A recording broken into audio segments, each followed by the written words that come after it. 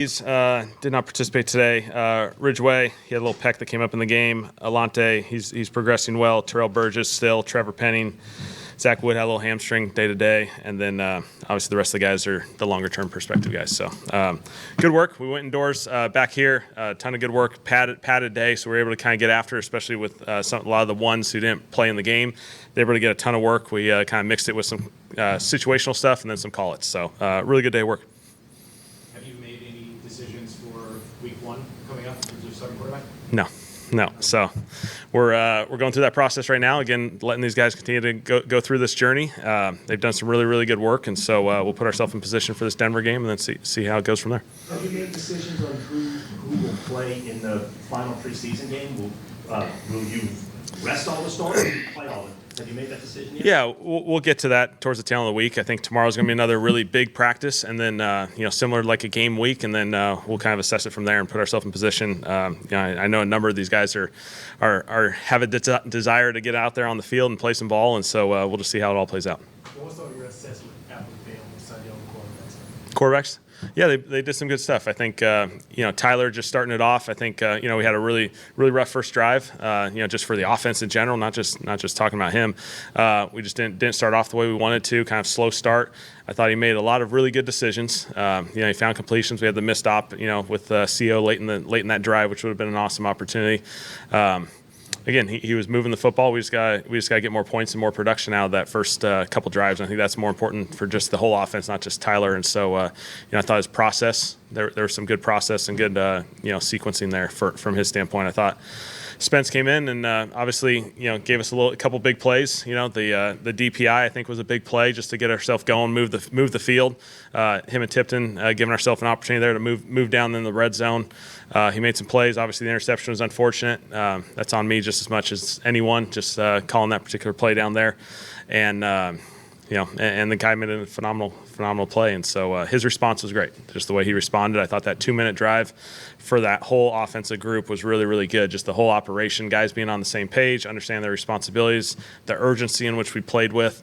I thought there was a lot of good at the end. So, we'll just continue to evaluate. Is not naming a starter now like a reflection of kind of how close this race is to you, or is it just there's no need to declare? No, it's close. We look at every aspect of this quarterback situation, and so it's really close.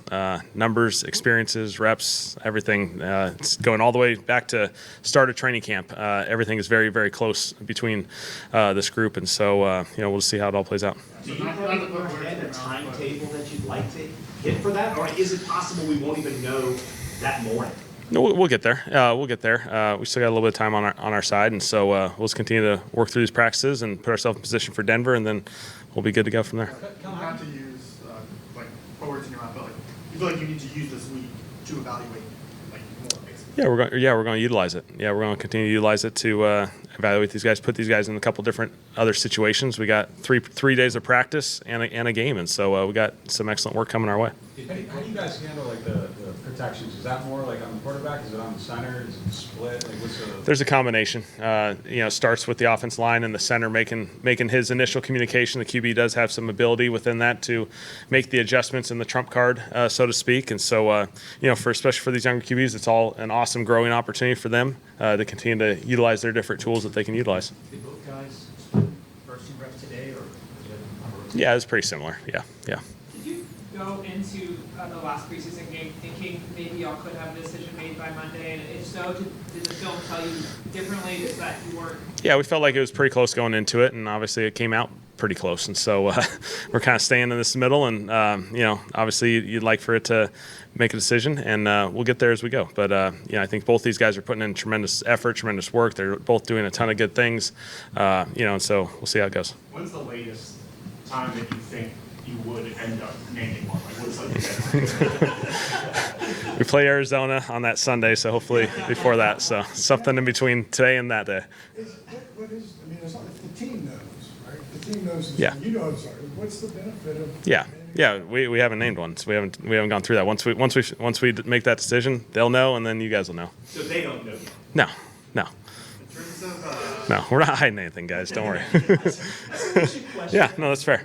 in terms of some of the tackling issue you guys had the other day, is it that kind of the trade-off to having, I don't know, like lighter practices is the right word, but like more efficient, not stressing tackles and is that kind of? I think tackling in general, we always talk about. I feel like for a number of years now, since I've been at a couple different places, we always talk about the early season tackling is something that gets better as we go. I think sometimes the space tackling is what comes up. You know, guys out in space having to judge players. A lot of times those are tag offs in situations in practice, and now it's it's tackling. And so there are some opportunities. I think Jacksonville will say the same thing. There was a couple plays where we made some plays out in space, and so something for us to obviously try and improve on. As an offensive coach, can you exploit that, like early in the season, knowing that maybe the tackling is a little bit not as efficient league-wide? It's something we talk about. I don't think tactically do anything drastically different, but it's certainly something that probably gets better as the season goes on. I think there's a number of things, just the way the structure of training camps are leading into the season. The seasons are long. There's a lot of things that get better as the season goes. Can you tell us a little bit about what went into the decision for the player swap with Jacksonville? Yeah. Just really good discussions, obviously.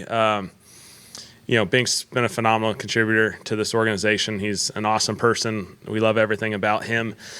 We had some depth in the defensive line, and so as it went through, obviously interest goes around this league in a number of different ways, and we felt like there was an opportunity right there to gain some depth in the offensive line, which we felt like we needed based off losing Will and and even Trevor getting banged up, and so we felt like it was an awesome opportunity. Luke's done a lot of good things in this league. He's played a number of snaps, started a number of games. He's a really smart player, so he gives us some interior depth that we felt like could be very valuable as the season goes.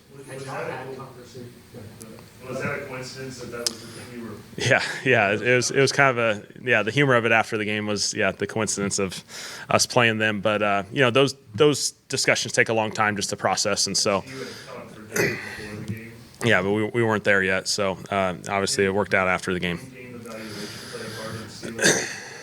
No. You weren't close to watching. No, we weren't. Yeah. When you watch the game tape, did Jonas Sanker jump out at you? Because he was a guy that you can't show that kind of aggression in practice, but obviously he could in the game. Was he a guy that jumped out at you when you watched the game tape? Jonas had a lot of clips in the team meeting today, and a lot of it just his play style, his effort, block destruction, meeting the ball at the point of attack, make some plays in the passing game. He's on that thing a ton, and he's earned those opportunities, and so we expect him to keep growing, which he's going to do. How big is this last week, not just for the entire roster, just in terms of evaluations, just for players getting down to the big? No, it's the last stage of this training camp journey, and so there's a lot of opportunities to be had out there for all these guys, for every level of the roster. There's opportunities throughout this thing. We got so many guys who have a path to the 53, and it's exciting to let them play this whole journey out. And then next week, once we obviously have to make the those challenging decisions, then our focus shifts to the regular season. We start getting ready for that. Is there an update on Trevor Penning? Are you hopeful, confident that he'll be ready for the opener? Yeah, we'll see how that journey goes as he goes through this. Obviously, we still got a couple weeks to kind of see where he's at that point, and then we'll make the assessment. But he's doing everything he can from a recovery standpoint. He's doing an awesome job. Related to the paths to the roster, obviously we haven't seen Devin Neal play in any of these preseason games. That's a big evaluation for running back, and a lot of guys out of position line response. How difficult is it to kind of evaluate this status? Yeah, it's been a challenge for Devin, for all of us. I think Devin's, he's been just wanting to go out there so bad, but he was able to practice in a limited role today, which was awesome. He took the first big step. He was out there for some plays, and then we'll be able to build it next couple days and see if he's in a position to play this Saturday, which would be a great opportunity. He's the one guy out of that group that hasn't gotten the reps that all those other guys had, and so it's a really tight battle for that running back group. Kellen, Trigger Welsh is a guy whose snaps or high value snaps really seem to have increased just over time. What were your thoughts on him at the beginning of the spring? Something to do to kind of elevate himself? Yeah, he's on that path of growth. A guy that's still young in his development. You can just see as training camp has gone on, he's gotten better each and every day. And he played a ton of snaps. He made the awesome catch. Tyler threw a great ball to him, and he made a phenomenal catch there. And so, we expect some really good things out of him. He's continuing to grow, and we feel like he's in a great position to, contribute for us.